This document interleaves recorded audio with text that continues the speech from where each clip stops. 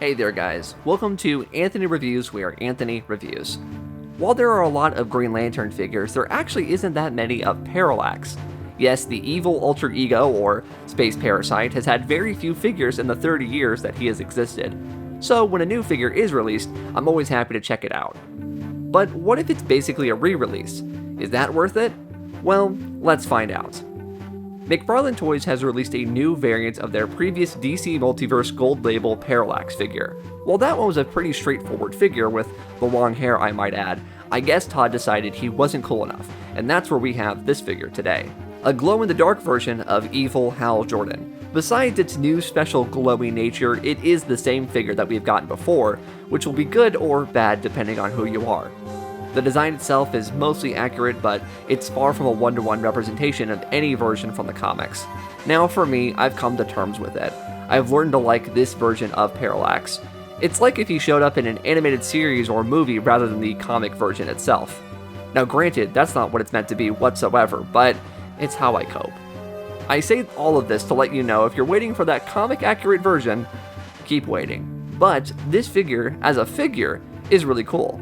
I like his shoulder pads and the ribbing on the suits. It's got a lot going on, but not too much that it feels overly busy or anything. It rides the line just fine. He also feels big. Does anyone else get that vibe? He just comes off as a very beefy Hal Jordan, which is fine. He's supposed to feel powered up and intimidating. I like that about him. One unfortunate detail is the hand, specifically the left one. The original figure came with gripping hands.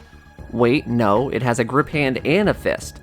You see, the problem here is that the new Parallax figure has a ring sculpted on one of its fists, but Parallax doesn't wear a ring. In the original interpretation of this character, he's just a supercharged Hal using the pure energy from the central power battery on Oa. No ring required. So why does this one have a ring? Well, that's because it's reused from the Starro Build-A-Wave Power Ring, the sort of crime syndicate evil Green Lantern character. That figure reused the original Parallax body in a clever way, but now the reuse from that figure has come back to bite us in a pretty blatant inaccuracy. A shame. The general colors are unique due to its gimmick. As stated, this is a glow-in-the-dark figure, so most of it is somewhat transparent. He has sort of a candy green apple feel to him, and his cape does come off a bit like a fruit roll-up. All these tasty comparisons are not a negative, however. I do think it's a bonus when anything related to Green Lantern is sort of glowy and ethereal in its own way. I do wish all of his green was the same type of plastic though. There are some on the shoulders and chest that are just painted, which kinda stands out amongst the other green. Let's talk hair. Typically, Hal Jordan is a brunette. There have been very, very few occasions where he has black hair for some reason, but normally it should be brown. When McFarlane did their first Parallax figure, it had black hair for whatever reason. It's not meant to be Kyle, who does have black hair, it was just Hal going through a midlife crisis. Which, I guess when I put it like that, it kinda makes sense. Anyways, when I got the figure, I did something I actually have never done before. I painted it. I am not a customizer, it's just not a skill that I have. But I just had to change this, so I painted it brown, gave him the white on the temples. Is it great? No, I think I could have done a better job now, but I like it well enough as it is. So with this one, I was very pleasant to see they gave him the white hair color, somewhat. It's technically brown, but it's a pretty light brown. I also think I prefer the more blatant color change that I did with my hair, just because that's what it looks like in the comics. The gradual fade might be a bit more accurate, but to each their own. Overall, it's fine, it's good, it works. Let me know which one you prefer. In terms of articulation, it is the exact same as the previous one, which in itself was a pretty basic multiverse figure. You've got double jointed limbs, you've got balls in the ankles and wrists. If you don't like how McFarlane does articulation, then this won't change your mind in the slightest. He's a bit stiff, and it does sort of take a little bit to sort of get him in a pleasant standing pose, but overall, you can still get some cool looking action poses or vanilla poses if you know what to do. For accessories, this figure does come with a decent amount. I haven't mentioned it yet before, but this figure was $30, around $10 or so more than your average figure.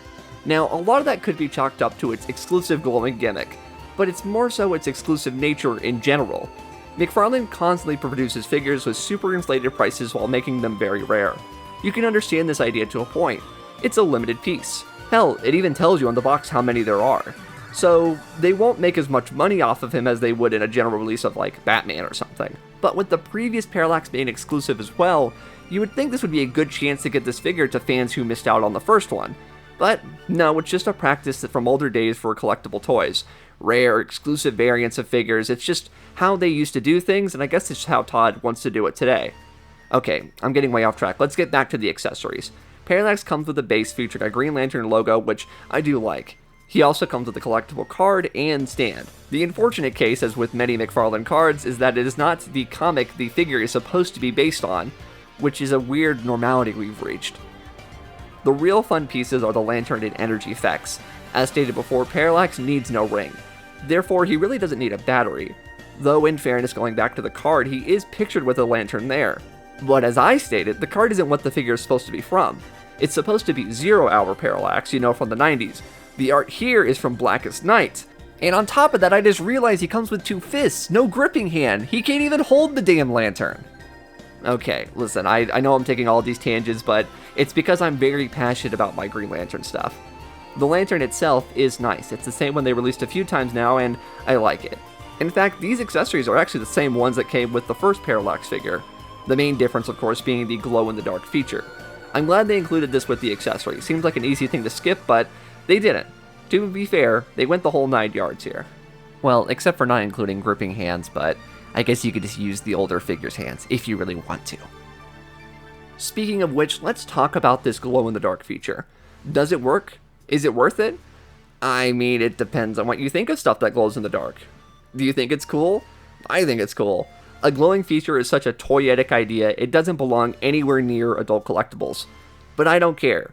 Hal Jordan, Green Lantern, Parallax, this guy is a glowing green guy. That's how you imagine him. So for a toy to replicate that in any way is pretty cool. Is it $10 more cool than your average figure? Maybe. Once again, I think that's up for you to decide. When a toy company tackles a character again for a toy line, they have 2 options. Improve on the first, or simply re-release the same thing as before. When you boil it down, this is the exact figure we already have. It's the same body, it's the same accessories, it's all there. But if you consider that this figure replicates the feeling of looking up at those little stars and moons you had as a kid on the ceiling of your bedroom, well then, you know, that may change some things for you. This video is brought to you in part by HobbyLink Japan. If you're a fan of things like Super Sentai or just Japanese media in general, why don't you check out HobbyLink Japan? They've got figures, statues, and a whole horde of different kind of collectibles. Click the link down in the description below to check out HobbyLink Japan today. Thank you guys so much for watching my review of the McFarlane Toys DC Multiverse Gold Label Glow-in-the-Dark Parallax figure. Obviously, I'm a big Green Lantern fan. I'm a fan of Parallax, whether it's the bug or the sort of evil alter ego of Hal Jordan, gone crazy. I like both. So to get this sort of unique take on the character, really any take on the character, is a lot of fun. But thank you guys so much for watching. Please let me know what you guys think of the video down below in the comments. Make sure to check out some of my other videos. I've got tons of other Green Lantern stuff, tons of DC stuff. You may enjoy it. Feel free to follow me on my socials. That'll be linked in the description below. Like, subscribe, you know, the general idea. Once again, thank you guys so much for watching, and take care.